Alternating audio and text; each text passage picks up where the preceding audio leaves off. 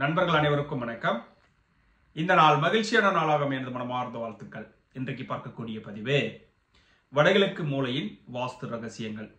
இந்த பதிவை பார்ப்பதற்கு முன் ஒரு நற்சிந்தனை. இந்த தருணத்தில் மகிழ்ச்சியாக இருங்கள். இந்த தருணம் உங்கள் வாழ்க்கை.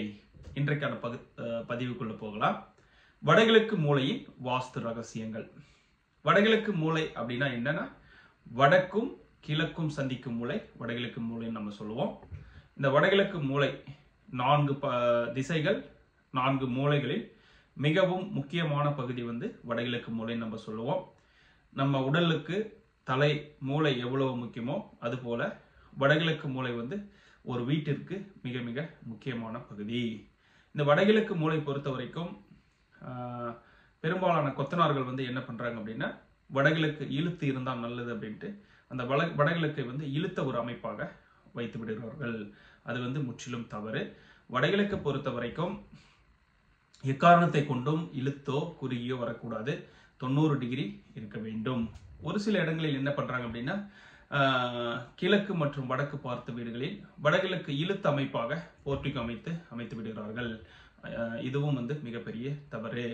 வடகிழக்கில் பாத்தீங்கன்னா நிச்சயமாக வீடாக இருந்தாலும் சுற்றுச்சுவராக இருந்தாலும் 90 டிகிரி இருக்க வேண்டும். இழுத்தோ குறுகியோ வருவது மிகப்பெரிய தவறு. வடகிழக்கில் அதிக எடை இருக்கிற மாதிரி இருக்கக்கூடாது. பெரிய மரங்கள் வரக்கூடாது. வடகிழக்கு மூலை பாத்தீங்கன்னா சுத்தமாகவும் எந்த ஒரு எடை அதிகமான பொருட்களை வைத்து இருக்கக்கூடாது. வடகிழக்கில் குறிப்பாக படிக்கட்டு வரக்கூடாது. வடகிழக்கில் பெரிய மலைகள், வீட்டிற்கு அருகில் பெரிய மலைகள் வரக்கூடாது. வடகிழக்கு பொறுத்த வரைக்கும் சமையல் அறை வரக்கூடாது, பூஜை அறை வரக்கூடாது.